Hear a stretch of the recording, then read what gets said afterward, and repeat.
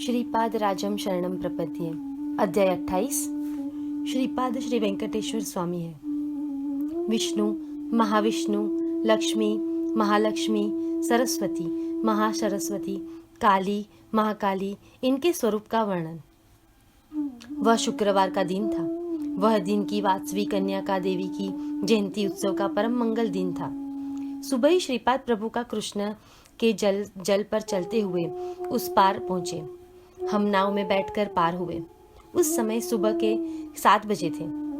तिरुमला महाक्षेत्र में श्री वेंकटेश स्वामी ने श्री महालक्ष्मी स्थान से पूजा अर्चना इत्यादि स्वीकार करने की वह शुभ बेला थी। श्रीपाद श्री वल्लभ प्रभु कल जो गौशाला बनाई गई थी उसमें प्रवेश कर ध्यानस्थ बैठे। उसी समय हम भी वहां पहुंचे। पंचदेव पहाड़ परिसर में श्रीपाद प्रभु का सत्संग आरंभ करने का वह मंगल समय था। जो देखो वही आश्चर्यकारक। श्रीपाद प्रभु की देह अचानक अतिशय तेज पुंज होती जा रही थी। वहां तेजो चारों दिशाओं में धीरे धीरे फैलने लगा। उसी समय श्री प्रभु का शरीर प्राकृतिक शरीर की तरह न दिखकर एक अत्यंत तेजोमय मूर्ति जैसा दिख रहा था। कुछ ही देर में वे गौशाला से बाहर आए। पहले साधारण मानव तरह सूर्य प्रकाश के हमेशा उनकी छाया धरती पर गिरा करती थी, लेकिन आज आश्चर्य हुआ, उनकी छाया धरती पर नहीं गिर रही थी। पहले चलते वक्त उनके चरण के पद चिन्ह रोज मिट्टी पर अंकित होते थे, लेकिन आज एक भी चिन्ह अंकित नहीं हुआ। उन्होंने सूर्य की ओर तेज नजरों से देखा। दिव्य तेज से भरकर उनकी देह निरंतर बढ़ती जा रही थी। कुछ ही देर के बाद हमारी आंखों के सामने श्रीपाद प्रभु का वह विशाल तेजोमय रूप सूर्य में विलीन हो गया। उसी सूर्य बिंब में हम एक दिव्य शिशु के दर्शन हुए। वह बाल स्वरूप तेजी से पृथ्वी पर आने लगा। उस बालक के चरण पृथ्वी पर पड़ते ही हम कुछ भी नहीं दिखाई देना बंद हो गया था। श्रीपाद प्रभु ने मुस्कुराते रहे थे। उन्होंने सूर्य की ओर तीक्ष्ण नजर से देखा, तब हम फिर से सब दिखाई देने लगा। उन्होंने हमें भी सूर्य की ओर देखने के लिए कहा। हमें सूर्य में एक अत्यंत सुंदर दिव्य तेजस्वी मूर्ति बालिका की दिखी। वह बालिका मुस्कुराते हुए धरती की ओर आ रही थी। उसके चरण धरती पर पड़ते ही हमें दोबारा दिखना बंद हो गया। हम चारों ओर आश्चर्य से देखने लगे। वह प्यारी बालिका हमें देखकर मुस्कुराई। उसके बाद हमें फिर दिखने लगा। उसे श्रीपाद प्रभु ने प्रेम और आदर से उठा लिया। उसी समय श्रीपाद प्रभु की आयु 16 वर्ष की हुई थी और उसी बालिका की थी 3 वर्ष। उसने जरी से रेशमी वस्त्र और दिव्य आभूषण पहन रखे थे। वह और श्रीपाद प्रभु गौशाला में गए। यह अद्भुत दृश्य मैं और धर्मगुप्त अतिशय आश्चर्य, भय और संभ्रम इन त्रिविध भावनाओं से देख रहे थे। मेरे मन में शंका आई, कहीं यह इंद्रजाल तो नहीं? मेरी मन की भावना समझकर श्रीपाद प्रभु बोले, अरे शंकर भट्ट, यह कोई इंद्रजाल नहीं, यह मेरा स्वभाव ही है। यही मेरी दिव्य प्रकृति है। मेरे संकल्प से भूमि आकाश हो जाती है। मेरे संकल्प से ही ब्रह्मा सृष्टि की निर्मित करते हैं और उसी समय तरह तरह की व्यक्तित्व निर्माण किए जाते हैं। अदृश्य प्राकृतिक शक्ति आकर होती है। सद्गुण सदरूपी सृष्टि व्यक्ति रूप से साकार होती है। मैं ब्रह्म स्वरूप ही हूँ, अर्थात ब्रह्मा ही प्रेरणा हूँ। इसी सृष्टि के जीवों का पालन करता यह विष्णु स्वरूप का काम भी मैं ही हूँ। विष्णु को प्रेरणा करने वाला महाविष्णु मैं ही हूँ। सरस्वती और महासरस्वती अलग अलग है। सरस्वती सृष्टि की ज्ञान देवता है। इसी ज्ञान देवता स्वरूप सरस्वती को प्रेरणा देने वाली महासरस्वती देवता है।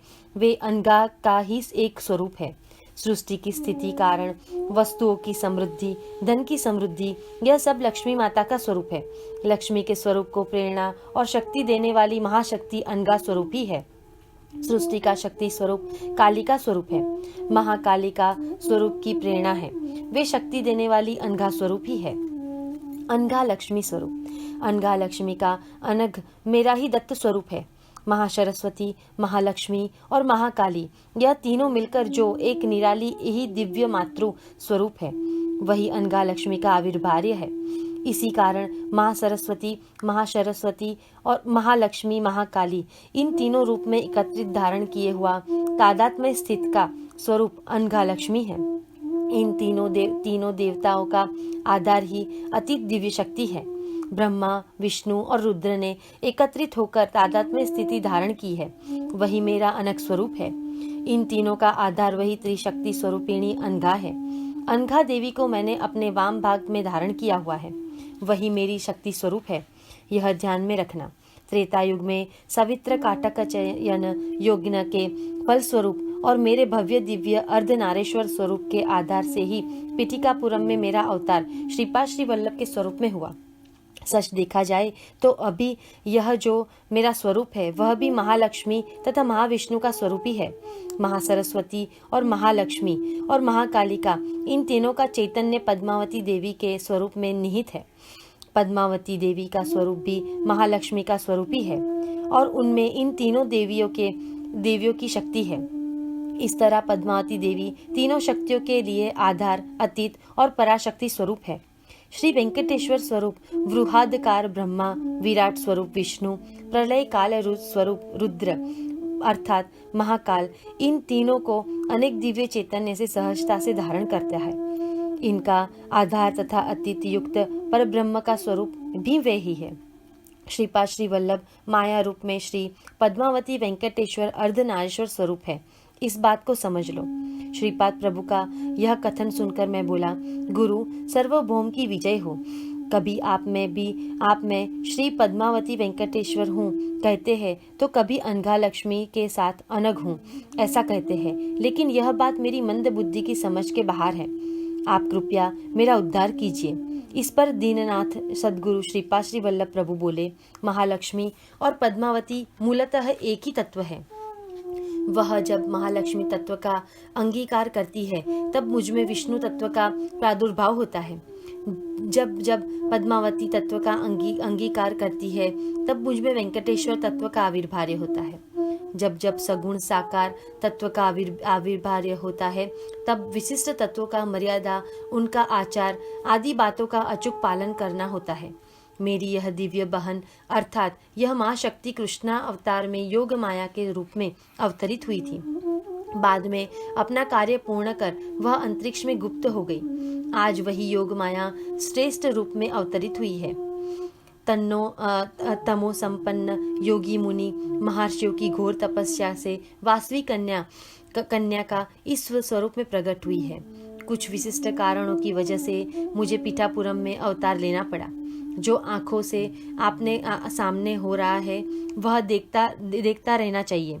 मेरे अवतार तत्व के दिव्य लीलाएं, विनोद लीलाएं करने के लिए ही यह तुम जो समझ ही हो गए हो। श्रीपाद प्रभु आगे बोले, अरे शंकर भट्ट, इस पंचदेव पर्वत पर घटी हुई लीलाओं का वर्णन देखते हुए दृश्य का जैसा देखा है वैसा ही मेरे चरित्रामृत में वर्णन करना। यह भविष्य में भक्तों को सुर्ती देता रहेगा। विविध शंका और कुशंकाओं का समाधान इसी में मिलेगा। इसी ग्रंथ को और लीलाओं प्रसंगों को साधकों को भक्ति मार्ग सुलभ होगा। इसे कथन के बाद श्रीपाद श्री वल्लभ प्रभु की वाणी में विश्राम लिया। हम आश्चर्य से देखते ही रहे। तभी श्रीपाद श्री वल्लभ का प्रभु का स्वरूप दिव्य तेज से चमकने लगा और तभी उसी स्वरूप में से पद्मावती देवी और श्री वेंकटेश्वर का आविर्भाव हुआ।